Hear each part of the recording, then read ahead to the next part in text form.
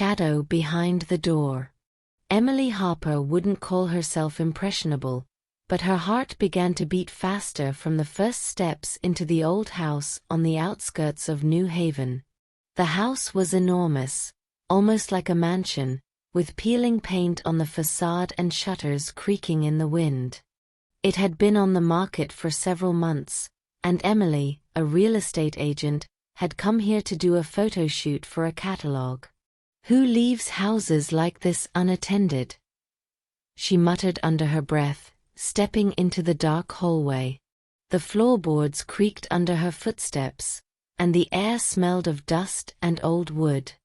Silhouettes of furniture, covered with white sheets, stood in the corners of the rooms, as if the house were hiding its secrets from prying eyes. Emily set up her camera on a tripod and began to survey the rooms. Old paintings hung on the walls, the faces in them seeming too alive, as if watching her every move. She felt a slight unease, the kind one usually feels before an important meeting. But that was only the beginning. Suddenly, the silence was broken by the soft creak of a door at the end of the hallway. Emily froze. Probably just a draft, she told herself, but her voice sounded strangely uncertain. She approached the door. There was a thin layer of dust on the handle, as if it hadn't been opened in years. Her heart pounded harder as she gently pulled it open. The room beyond was empty, except for an old chair by the window. But when she glanced at the window, all she saw was her own reflection and a shadow that didn't match her silhouette. "This is impossible," she breathed out. Emily took a step back, and at that moment the door slammed behind her. She turned, but the hallway was empty again. The floorboards creaked, as if someone had passed her, but she was completely alone. With trembling hands, she lifted the camera and snapped a photo of the room. The camera's display showed only an empty chair. But in the reflection of the window, in the photograph, a dark figure appeared standing behind her. Emily felt a cold sweat trickle down her back. She knew she had to leave this house, but something invisible held her back. It was as if the house itself was whispering to her to stay, opening doors no one had dared to open before. From that moment on, everything was different. Every night, when Emily returned home, she heard whispers and soft creaks, repeating at exactly 3:33. But when she tried to convince herself it was just her imagination, her apartment door would suddenly begin to vibrate slightly, as if someone were standing on the other side watching her. "I have to find out what's going on here," she whispered to herself, unaware that the shadow behind the door had been waiting for her for a long time. The next day, Emily returned to the house determined to figure everything out.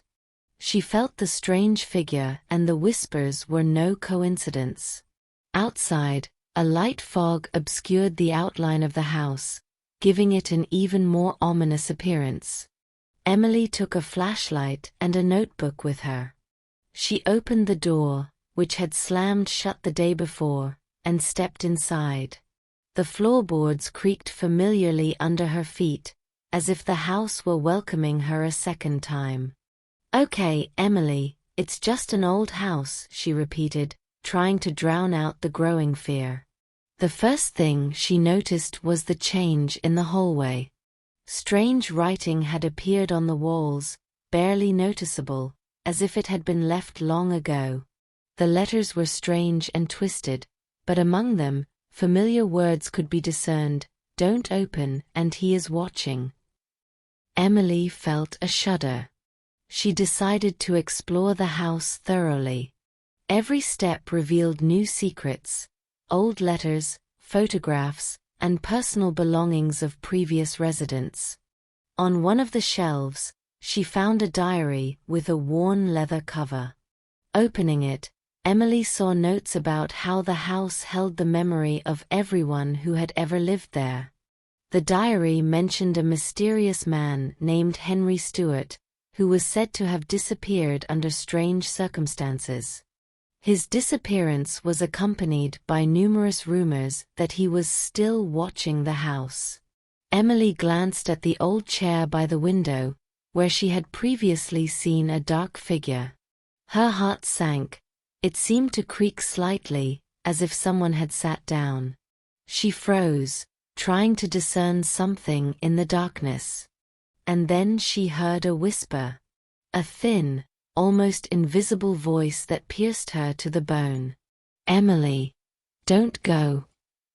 She turned sharply, but again saw no one. Her heart pounded, her breath hitched. Emily felt a strange pull, as if the shadow behind the door itself wanted her to stay.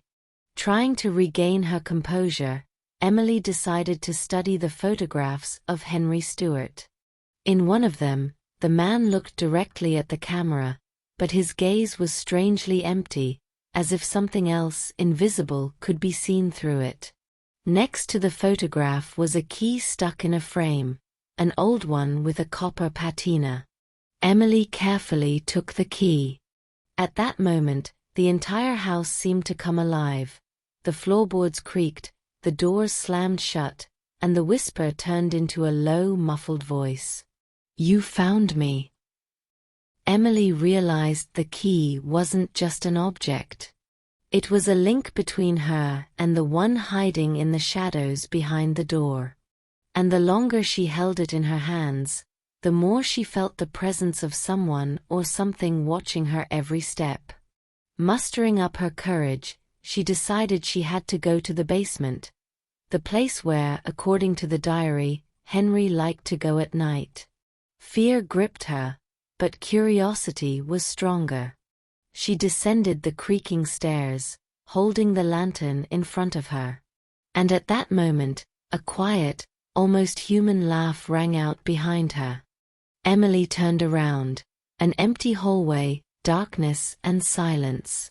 But from the basement came the same laughter, simultaneously ominous and alluring.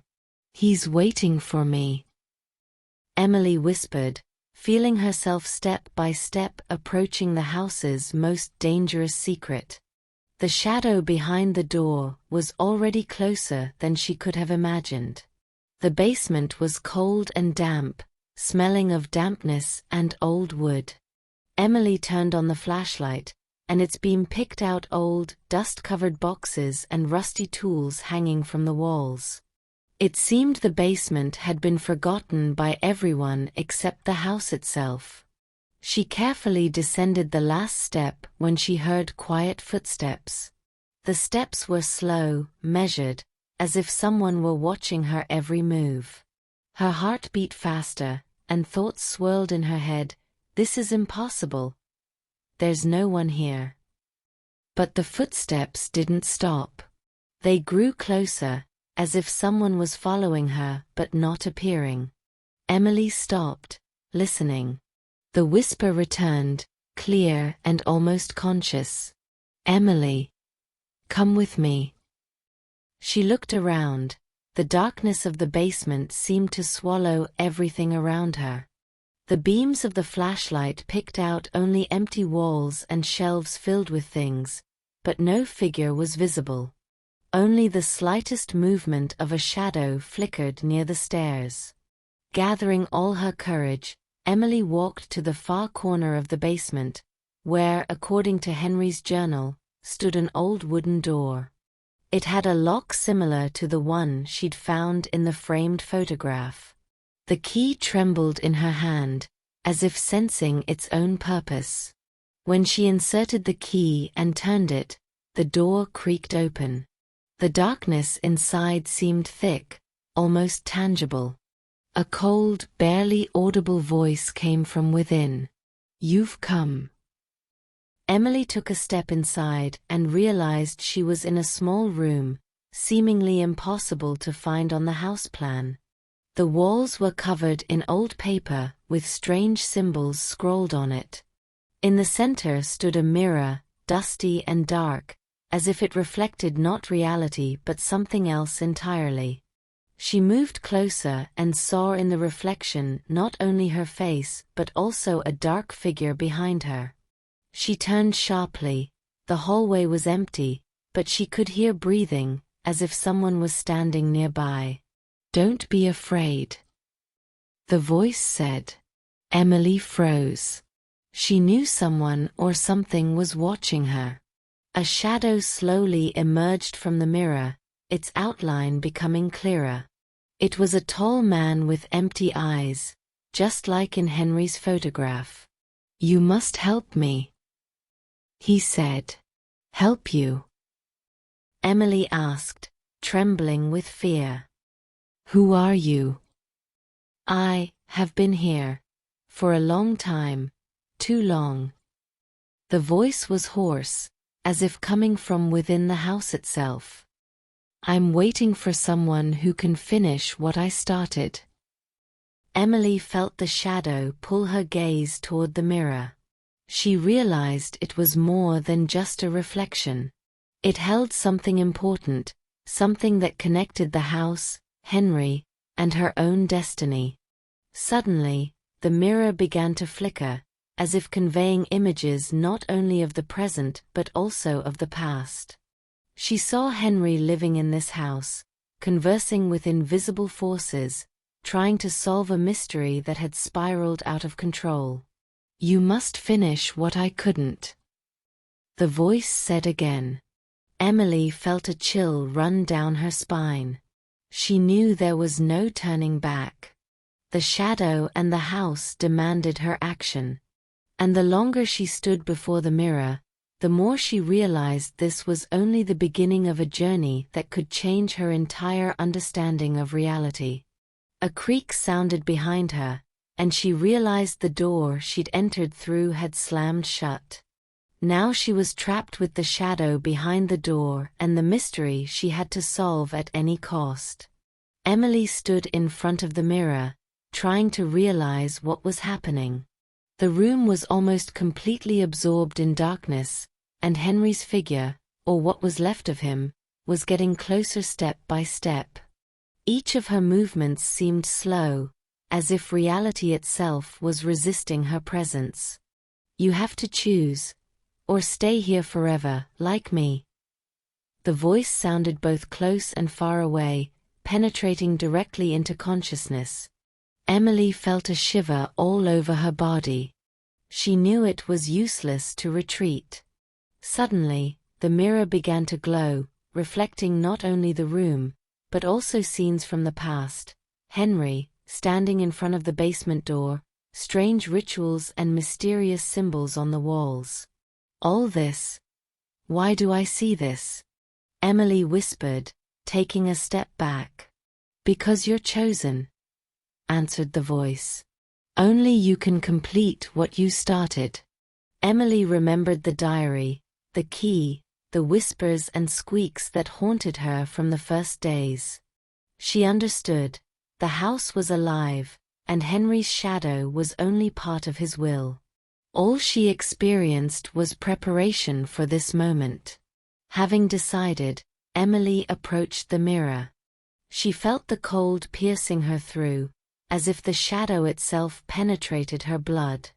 And then she heard a quiet whisper, very close. "Bolder, bolder." Her hand was trembling when she touched the glass. At that moment, the world around was shaking. The room disappeared, leaving only emptiness and a shimmering reflection. Emily didn't see herself, but Henry, stuck between the worlds, his eyes full of fear and hope at the same time. "I've been trying too long," he said. "You have to finish what I started. Otherwise the darkness will swallow everything." Emily realized that she was not just a ghost, but a living part of the house connected with Henry's past. She remembered the key found in the frame and inserted it into the strange lock that appeared on the mirror. There was a ringing sound, as if the very fabric of reality was torn. The shadow around Henry began to disintegrate into small parts that disappeared in the air. The world became clear again, and the mirror reflected an ordinary room. Emily stood, not breathing, realizing what she had experienced. But the feeling of anxiety has not completely disappeared. The house was quiet, almost peaceful, but the whispers were still heard in the depths of the corridors. "It's not over yet," she muttered, feeling the house looking at her with its invisible eyes. Emily realized that the clue to Henry's shadow was only part of the mystery. The house holds much more than she could have imagined, and now her own destiny was inextricably linked to this place. My heart was pounding, my breath was pounding, but determination was stronger than fear. She knew the next step would lead her to the final clue, and she was ready to meet what the shadow hides behind the door. Emily came out of the basement and went up to the main corridor of the house. The atmosphere changed. The air was dense, as if saturated with expectation. The walls, covered with webs, now seemed alive, as if the house was watching her every step. Whispers, which used to sound only at night, now accompanied her at every step. They came from all corners at the same time, sometimes merging into words, sometimes remaining just a feeling of presence. "Emily, you're almost here." The voice was quiet, but clearly audible. She noticed that the key that had previously opened the basement lock was now slightly glowing in her hands. He seemed to show the way himself. She walked through several rooms until she found herself in front of a large door with carved patterns. Symbols were inscripted on the doors, which were repeated on the walls of the basement. Emily realized that it's not just a decoration, it's a warning. She took a step closer and heard a familiar, low whisper. "Behind this door is your choice." She gathered all the determination and pushed the door open. It opened with a quiet creak, and a room opened in front of it, illuminated by a dim light falling through the cracks in the ceiling.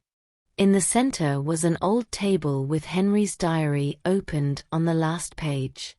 The pages were filled with records describing his experiments with the shadow and mirror, as well as instructions on how to release or enclose the entity that lived in the house. Emily began to read aloud the words, cut out in neat handwriting. "Light against the shadow. Only the one who is braver can complete the ritual." At that moment, the mirror in the room began to flicker. The shadow appeared again, slowly forming from the darkness. She was more and more sinister than ever. Emily felt the cold covering her body, but something inside was calling for action. "Are you ready?" Henry's voice asked from the mirror. Emily took the key and, following the instructions in the diary, applied it to the surface of the mirror. At that moment, the shadow outside the door moved, like a tissue of darkness that came to life. The room was filled with creaking, whispering, and cold. She felt the house react to her actions. The floorboards trembled, the walls seemed alive, and the whispers intensified to the scream. Emily closed her eyes, focusing on her intentions: to free Henry or lock in the shadow, forever breaking her connection with the house. When she opened her eyes, the room became almost empty. The shadow froze in front of the mirror, as if waiting for her next step. Emily realized that this was not the end, that the final clue was still ahead, and only she could finish everything. With each breath, she felt the house preparing for the final battle between light and shadow. Everything that had happened up to that moment was just a preparation, a test of courage and determination. Emily squeezed the key in her hand and took a step towards the shadows, ready to meet what was hidden behind the door and find out the truth to the end. Emily took a step towards the mirror, holding the key in her hands. The shadow outside the door slowly straightened up, its outlines became clearer and clearer. Now it was not just a dark figure, it was the very essence of the house, contained in the eternal half-shadow between the past and the present. "Are you ready to complete this?" Henry's voice sounded with anxiety and hope at the same time. Emily nodded. Her hands were shaking, but her mind was focused. She knew that everything depended on this step: her life, Henry's fate, and the shadow itself. Following the instructions of the diary, she inserted the key into a small gap on the mirror. The glass trembled, the reflection became cloudy, and then a vision appeared. Henry, who lived in the house many years ago, tried to control the darkness, but its power was too great. He tried to enclose her, but got confused in his own fears and doubts. "You must be stronger than him," whispered a voice, barely audible in the noise that filled the room. Emily focused. She closed her eyes, imagining the light that fills the room and dissipates the darkness. Slowly, step by step, she directed the key and her will to the mirror. At first, the shadow moved, resisting, her whispers turned into screams, the cold constrained her breath. But the light coming from Emily was getting brighter, piercing the darkness. Suddenly, the mirror cracked, and the shadow soared up, writhing like smoke, losing its shape. The screams turned into a whisper, and then into a sudden silence. Emily felt the cold go away, the air in the room became light and alive again. There was no shadow in front of her anymore. She saw her reflection in the mirror, but this time it was ordinary, without a hint of Henry's presence or darkness. The house seemed to sigh, freed from the weight that had been hanging over it for decades. Henry's diary was on the table. Emily picked it up and read the last lines. "He who is brave and has a pure heart will be able to free the house and me. Thank you for coming. I'm free." Emily realized that she had completed the ritual. She walked around the house, illuminating the rooms with a lantern, and felt the tranquility returning to every corner. The whispers disappeared, the floorboards no longer creaked by themselves, and the atmosphere became light and warm. Leaving the house, Emily looked back. It no longer looked scary. The old mansion became a place where the past and present found peace. "It's over," she whispered to herself. And although it was quiet outside, deep down Emily knew, the house remembered her courage, and the shadow behind the door would never return.